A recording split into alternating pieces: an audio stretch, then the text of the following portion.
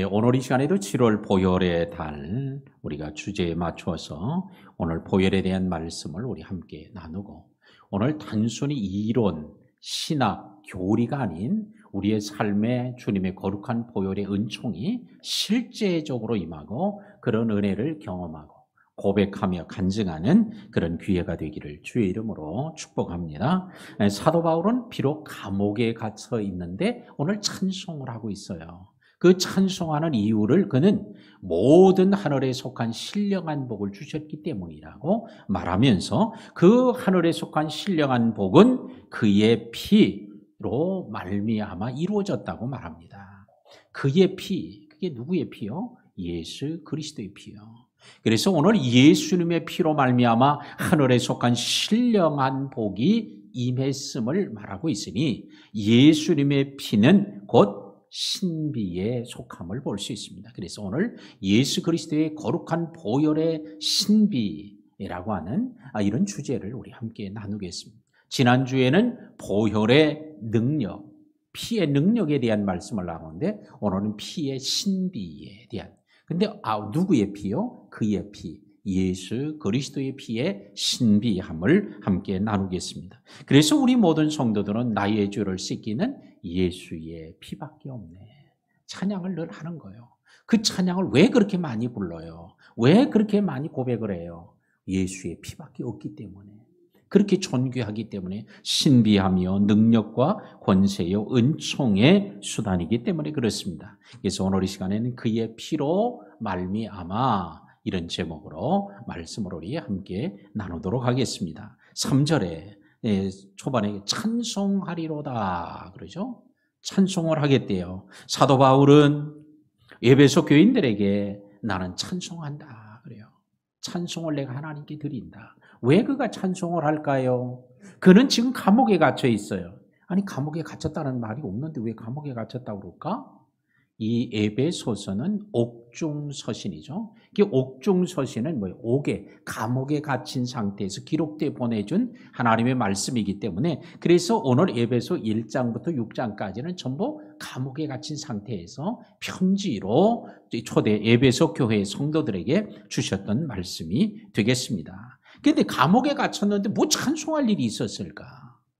그것은 비록 몸은 묶여 있고요, 비록 몸은 자유롭지 않아요, 비록 여러 가지 많은 어려움들이 있어요. 근데 그는 하늘의 신령한 복을 하나님이 주신 걸 생각하니까, 이거 육신이 묶여 있는 건 이건 비교도 안 되는 거예요. 그래서 그가 하나님을 찬양하게 되어졌던 것입니다.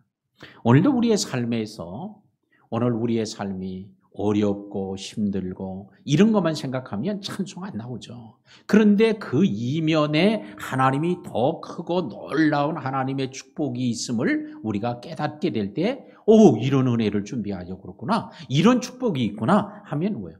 오히려 그 어려움을 다 잊어버리고 감사하게 되고 찬양하게 될 줄로 믿습니다. 그래서 오늘 바울이 비록 감옥에 비록 몸은 갇혀 있지만, 자유롭지는 않지만, 자기가 갈 수 있는 건 갈 수는 없지만 그가 하나님께 찬송을 하겠다, 이렇게 말합니다. 찬송은 하나님의 은혜를 기리며 부르는 노래를 찬양이라고 합니다. 자연을 찬양하는 노래도 있어요. 위대한 인물을 찬양하는 노래도 있습니다. 그런데 오늘 사람을 찬양하기도 하고 인물을 찬양하기도 하고 자연을 찬양하기도 할 수 있지만, 또 때로는 사랑이나 이별, 슬픔, 또한 아픔 등을 또 노래하는 이런 노래들도 있습니다.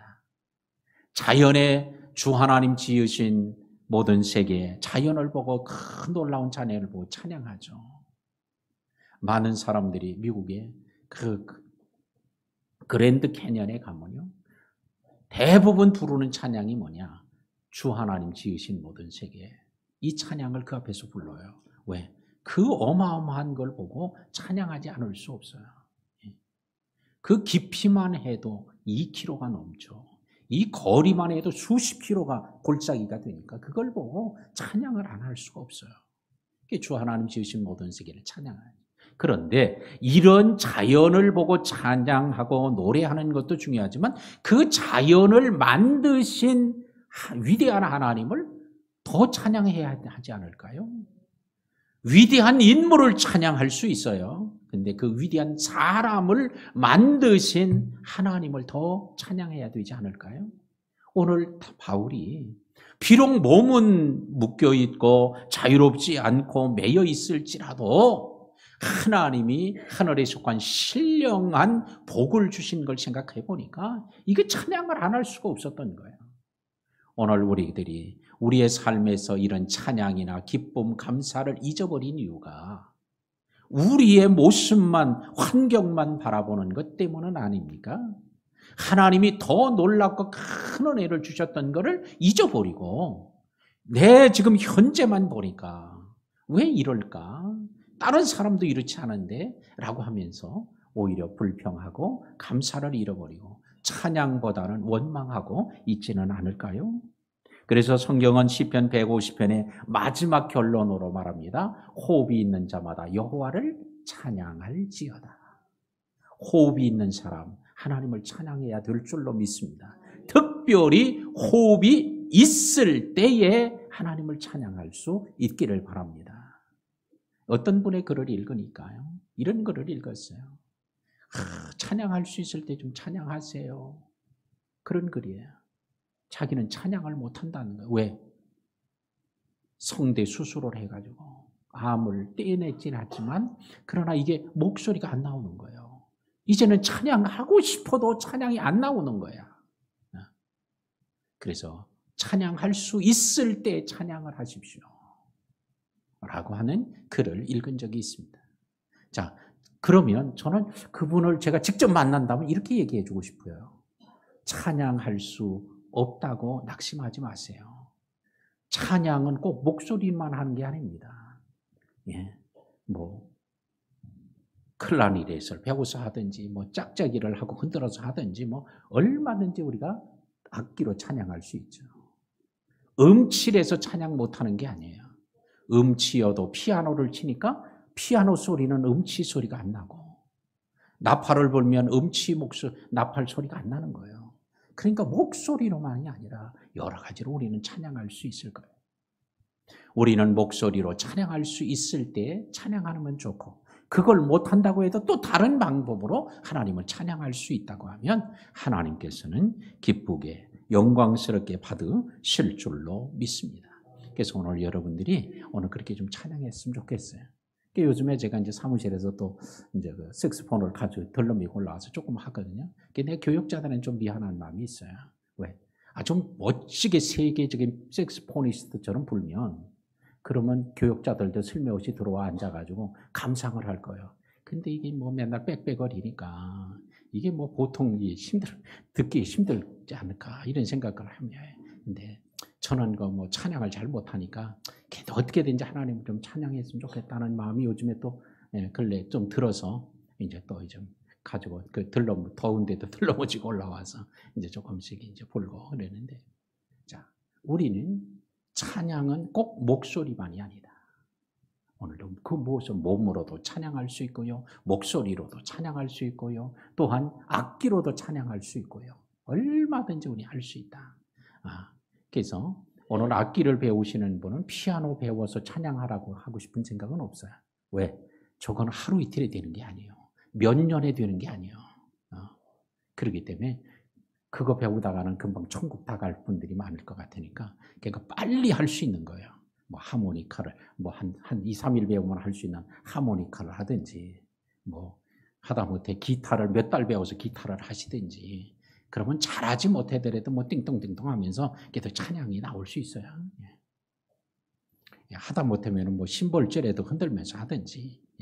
자, 우리는 하나님을 찬양하는, 언제? 하나님 여호와를 찬양하되 호흡이 있는 자마다, 곧 살아있는 자는 하나님을 찬양하라고 했으니 오늘 우리 찬양하는 우리 모든 성도들이 대해서 하나님을 기쁘시게 할 수 있기를 바랍니다. 이 3절에 그래요. 왜 찬양하냐? 그는 하늘에 속한 모든 신령한 복을 우리에게 주시되. 그래요. 따라합시다. 하늘에 속한 신령한 복을 우리에게 주시되. 누구에게? 우리에게 주었기 때문에 여기서 우리라는 표현은 이 에베소서를 기록하는 바울 자기를 포함한 얘기요. 근데 바울만 포함하면은 나는 그랬을 텐데 우리라고 하는 걸 보면 누구가 포함되어 있어요? 이 에베소서의 말씀을 받는 수신자인 에베소 교인. 그러니까 바울과 에베소 교인들을 말하는 내용이라는 거예요. 그러니까 바울에게도 나에게도 하늘에 속한 신령한 복을 주셨고 너희들에게도 주었다 이게. 근데 오늘 여기서 우리라는 단어는 단순히 바울과 에베소 교인만을 한정한 얘기가 아니라 초대교회 모든 성도들을 다 포함하는 내용이에요. 왜? 이 에베소서는 옥중서신이면서 공동서신이기 때문에 그렇습니다. 공동서신은 뭐예요? 모든 사람이 다 함께 읽도록 이렇게 공개된 서신. 이게 공동서신이에요. 그렇기 때문에 초대교회 모든 성도들 때로는 오늘 예루살렘에 있던 유다에 있던 사마리아 지역에 있는 성도들이든 아니면 소아시아에 있던 아프리카에 있던 구라파에 있던 하여튼 어느 곳에서든지 오늘 이 서신을 읽는 자들을 얘기하는 것이고 마지막으로는 이 우리라는 표현은 현대에 성경을 읽는 주님을 믿는 저와 여러분까지 포함하는 단어인 줄로 믿습니다. 자, 이렇게 깨달아지니까 하늘에 속한 모든 복을 우리에게 주셨다고 생각하니까 감옥에 갇혀 있는 게 이게 아무 문제가 안 됐어요. 그래서 막 하나님을 찬양하게 되었던 것입니다. 커크 패트리라고 하는 분이 작곡을 하고 이제 작사를 하시는 이런 분인데요. 약 성경에도 그의 찬양이 많이 수록이 되어 있습니다. 근데 그가 한 100여 곡 유명한 찬양을 오늘 기록한 것이 남겨져 있는데요. 근데 그가 미국의 펜실바니아 주에서의 한 집회를 하고 있었을 때에 거기에 한 청년이 찬양을 하는 거예요. 특송으로 찬양을 했는데 거기에 참여했던 많은 성도들이 엄청나게 그 찬양을 듣고 은혜를 받은 거예요.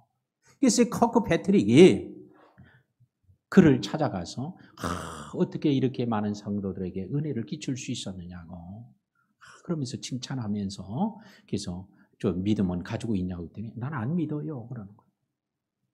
아니 그러니까 어떻게 믿지도 않는데 와서 찬양을 할 수 있었을까? 근데 워낙 유명한 가수이다 보니까 그러니까 돈 받고 와서 노래 불러준 거예요. 그런데 그의 찬양이 많은 사람들에게 은혜를 끼친 거예요. 그게 컷 패트릭이 너무 안타까워서 복음을 전한 거예요. 그때 복음을 전했는데 안 받아들였습니다. 그래서 하나님 저렇게 재능이 있는 사람이 많은 사람들에게 은혜를 끼치는 이런 도구고 통로가 되는 사람이 주님을 안 믿는다니 너무 안타깝습니다. 오늘 주님, 저가 주님을 만날 수 있도록 주님을 믿고 고백할 수 있게 해달라고 막 그 청년으로 가수로 기도하고 있는 중에 성령이 그에게 패트릭에게 역사합니다. 그러면서 말씀을 주신 거예요. 그에게 다시 복음을 전하라. 근데 복음을 전하는데 너 이번엔 이렇게 해라. 그러면서 가사를 내용을 가르쳐 주면서 여기다 곡을 붙여라. 그 곡을 붙여요. 그리고는 이 곡을 이 찬양을 그에게 부르도록 하라고. 그렇게 성령이 감동해서 즉시 가사를 쓰고 거기다 곡을 붙였어요. 그리고 그걸 부르게 했어요. 왜? 그건 뭐 돈 받고 부르는 거니까 부르라고 하는 대로 불러야지. 그래서 악보를 보고 그 연습해서 불렀어요. 근데 부르는데 그 찬송이 뭐냐면 5절, 5절까지 있거든요. 근데 1절 부르고 2절 부르고 3절, 4절 부르고 5절을 다 못 부르고 그냥 부르다가 무대에서 무릎을 꿇고 막 통곡하면서 주님을 내가 믿겠노라 고백하게 됐다는 거예요. 그 찬송가가 바로 뭐냐? 나 주를 멀리 떠났다 이제 옵니다. 이 찬양이에요. 그 찬양의 가사를 제가 소개하면요. 이런 내용이죠. 우리가 다 알고 있으니까 1절에 나 주를 멀리 떠났다 이제 옵니다. 나 주의 길에 시달려 주여 옵니다. 2절에 그 귀한 세월 보내고 이제 옵니다. 나 뉘우치는 눈물로 주여 옵니다. 3절에 나 주의 매여 고달파 이제 옵니다. 나 뉘우치는 눈물로 주여 옵니다. 또 4절에서는 이 병든 마음을 고치려 이제 옵니다. 큰 힘과 소망 바라고 주여 옵니다. 5절에 나 바랄 것이 무언가 이제 주 예수, 우리 주 예수 날 위해 죽임 당하신 믿고 옵니다. 근데 5절까지 못 부르고 엎드려진 거예요. 근데 아마 제가 보니까 그 사람이 어렸을 때 교회 다녔던 사람 아닌가. 예. 그래서 나 주를 멀리 떠났다 이제 옵니다. 패트릭이 하나님이 성령이 그에게 감동시켜서 그 가사를 쓰게 했는데 그게 자기 얘기인 거예요. 이 청년의. 그러니까 5절까지 부를 수가 없었던 거예요. 그런데 이 찬양이 오늘날에도 많은 사람들에게 은혜를 끼치고 많은 사람을 감동하게 하고 있죠. 오늘도 여기에 찬양은 삶을 변화시키고 삶의 능력을 주고 잃었던 믿음을 회복시켜주고 또한 주님과의 사랑이 다 식어졌던 사랑도 다시 사랑을 회복시켜주는 이런 은총의 수단이 되어집니다. 그러므로 오늘도 우리의 입술에 찬양이 끊어졌던 분들 찬양이 되살아나게 되기를 바라고요. 이 찬양의 샘이 터지는 귀한 한 주가 되기를 주의 이름으로 축원합니다. 사도 바울은 잔이 찬양한 이유를 이렇게 밝힙니다. 하늘에 속한 모든 신령한 복을 주셨기 때문이라는데 그 신령한 복이 어떤 거냐? 그는 이렇게 소개합니다. 4절에 창세전에 그리스도 안에서 우리를 택하사 곧 하나님께서 창세전에 미리 택해 주신 이런 신령한 복을 주셨기 때문이라는 거예요. 우리 한번 따라하겠습니다. 창세전에 그리스도 안에서 우리를 택하사. 누구를 택해요? 사도 바울이 내가 하나님으로부터 택함을 받았다는 사실을 이 감옥에서 알게 되니까 찬양이 나왔다는 거예요. 그게 바로 신령한 복 중에 하나였는데 근데 언제 택하셨어요? 창세전에. 우리가 이해 안 되는 것 중에 하나가 이거예요. 하나님이 아무개를 택하셔서 불렀다. 우리는 그건 크게 문제 안 되는데 이걸 창세전에 택했다고 하니까 만세전에 택했다고 하면 이게 이해가 잘 안 돼요. 왜? 만세전에는 뭐예요? 세상이 만들어지기도 전에요. 그러면 이미 우리는 부모의 몸에서 만들어져서 씨가 되어서 나왔는데 아니 그때 만세전이면 창세전이면 뭐 부모의 몸속에서 만들어지기도 전에 하나님이 먼저 택하셨다고 하니까 이게 너무 이해가 안 되죠. 우리는 하나님이 하시는 일을 다 이해 못합니다. 또 이해할 수도 없고 그렇게 돼야만 믿는 것도 믿음이 아닙니다. 그런데 하나님은 창세전에 참 말할 수 없는 우리가 있기도 전에 만들어지기도 전에 조성하기도 전에 하나님께서는 우리를 창세전에 내가 아무개를 서울에 또 관악구에 우리 꿈을 이루는 교회에 아무개를 보낼 텐데 그 사람이 태어나기도 전에 있기도 전에 하나님께서 먼저 택해야 되겠다. 내가 그 사람을 이렇게 만들어서 보내서 믿게 하고 충성해야 되겠다. 하나님이 이렇게 정하시고 하셨다고 하는 게 이걸 누가 사도 바울이 이걸 깨달은 거예요. 근데 자기만이 아니라 에베소 교인들아 너희들도 똑같아. 창세전에 하나님 우리를 택하신 거야. 하니까 이게 보통 감사한 일이 아니에요. 오늘 저와 여러분도 마찬가지요. 우리가 몇 년 전에 예수를 믿었던 어렸을 때 믿었던 나이 들어 믿었던 아무 관계없어요. 언제? 창세전부터 우리를 하나님이 택해서 누군가를 보내서 전도하게 하고 누군가를 통해 복음을 듣게 하고 믿게 만들고 그래서 교회에 나와서 일꾼이 되게 하신 이런 하나님의 놀라운 신비가 임했던 사실을 깨달으니까 감사한 거예요. 찬양이 나오는 거예요. 자, 시편 65편 4절 제가 찾아놓으라고 했는데요. 자, 한번 보겠습니다.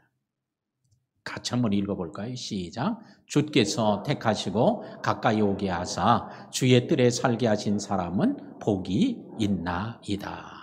자, 복 있는 사람에 대한 얘기를 하는데 어떤 사람이 복이 있어요? 주께서 택하시고 주님이 택한 사람이 복이 있대요. 근데 그 택한 사람을 어떻게 해요? 주께서 가까이 오게 하사 가까이 오도록 만드신대요. 세 번째는 주님께서 그 사람을 어떻게 해요? 주의 뜰에 살게 하신대요. 하나님이 우리를 선택하면요. 선택해 머무르는 게 아니라 주님께 가까이 오도록 만드시고 가까이 오는데 어떻게 해요? 주의 뜰에 성전에 예배당에 교회에 오도록 만들어 주어서 하나님께서 우리를 복 있는 사람이 되게 한다는 거예요. 할렐루야. 오늘 이 시간에 우리가 나와 있잖아요. 이렇게 나와 있는 게 뭐예요?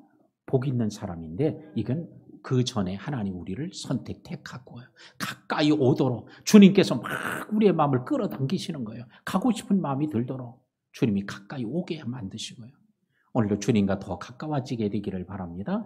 내 주를 가까이 하려면 십자가 짐 같은 짐이라고 할지라도 이길 수 있게 되기를 바랍니다. 그리고는 시편 65편 이하에서 보면 어떤 복을 주시냐. 9절 이하에 보면 자, 땅을 돌보사 물을 대어 심히 윤택하게 하시며 땅에 복을 주겠다.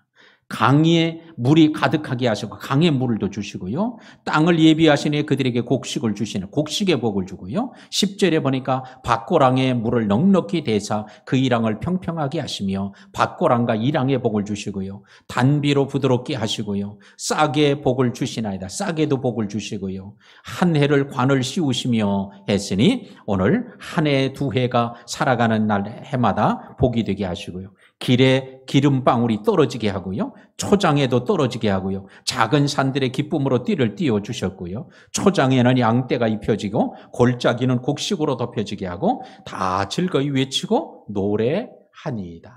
이렇게 만들어주시는 복이 있게 하신다는 거예요. 하나님이 우리를 택하고 가까이 오게 할 뿐만 아니라 뭐하게? 주의 뜰에 거하게 하시고 이런 삶의 현장에 놀라운 실제적인 은혜와 복을 더해 주신다는 거예요. 할렐루야. 하나님은 그런 의도를 가지시고 우리를 택하고 가까이 오게 만들고 주의 뜰에 거하게 하신 것을 기억하고 오늘 이런 은혜를 계속 누리며 찬양할 수 있게 되기를 주의 이름으로 축복합니다. 또 사도 바울이 이와 같이 우리를 택해서 창세전에 택해 주신 것 이게 깨달아지고 이걸 알려주면서 찬양을 했는데 두 번째는 거룩하고 4절에 흠이 없게 하시려고 이 사실을 깨닫곤 또 하나님을 찬양하게 됐다는 거예요. 거룩하게 하시고 흠이 없게 하시는 하나님. 오늘도 우리 성도들을 거룩하게 살게 하고요. 거룩한 마음, 성결한 마음, 거룩한 생각, 성결한 생각을 갖고 살게 만들어 주시는 이런 은혜를 이게 누가 하는 거냐? 주님께서 하신 일이었음을 깨달으니까 막 찬양이 나오는 거예요. 비록 내가 감옥에 갇혀 있어도 비록 내가 몸은 묶여 있어도 거룩하고 흠이 없는 삶을 살고자 하는 이런 마음을 주신 것 생각하니까 너무 감사한 거예요. 그 다음에는 5절에 보니까 예수 그리스도로 말미암아 자기의 아들들이 되게 하셨으니 하나님의 아들들, 하나님의 자녀가 되게 해주시니까 이걸 생각하니까 이건 보통 감사한 일이 아니에요. 바울은 어떤 사람이었어요? 죄인 중에 괴수였잖아요. 핍박자 중에 핍박자예요. 회방자 중에 회방자였어요. 자기만 못된 일을 저지르는 게 아니라 남까지 그렇게 저지르게 했던 사람이에요. 사람을 죽이고요. 죽이는 사람들의 옷을 오히려 맡아주었던 사람이었습니다. 근데 하나님의 아들들이 누구를 통해서 이루어져요? 예수 그리스도를 통해서 말미암아 하나님의 아들들이 됐다는 사실을 자기가 깨닫게 되니까 바로 우리를 그렇게 만들어 주었으니까 그래서 찬양하고 있습니다. 하나님의 자녀는 혈통으로 되는 게 아니다. 육정으로도 되는 게 아니고 사람의 뜻과 의지로 되는 게 아니다. 오직 뭐로? 영접하는 자, 곧 그 뜻대로 그 이름으로 믿는 자들에게는 하나님의 자녀가 되는 권세를 주셨으니 그러므로 예수님을 자기의 주와 구주로 영접하는 사람에게 하나님의 자녀가 되는 권세를 주셨던 것입니다. 오직 그거밖에는 없어요. 그러므로 우리 모든 성도가 오늘 예수 그리스도로 말미암아 그랬죠? 주님을 믿지 않으면 절대 하나님의 자녀가 되는 법이 없다라고 하는 사실을 우리에게 일깨워 줍니다. 자, 그리고 6절에서 그가 하나님을 찬양하는 이유가 또 하나 나오죠. 그가 사랑하는 자 안에서 우리에게 거저 주시는 바, 거저 주셨다는 거 이와 같은 은혜를. 하나님이 우리를 택하고 지명하여 불러 가까이 오게 해 주셨고요. 거룩하고 흠이 없게 하고요. 하나님의 자녀가 되게 만들어 주셨는데 이걸 어떻게 거저 주셨다는 거예요. 거저. 그래서 에베소 2장 8절과 9절에서 말합니다. 너희는 그 은혜를 인하여 믿음으로 말미암아 구원을 얻었으니 이것은 너희에게서 난 것이 아니라 하나님의 선물이라. 이것은 너희에게서 난 것이 아니니 누구든지 자랑하지 못하게 하려 함이라.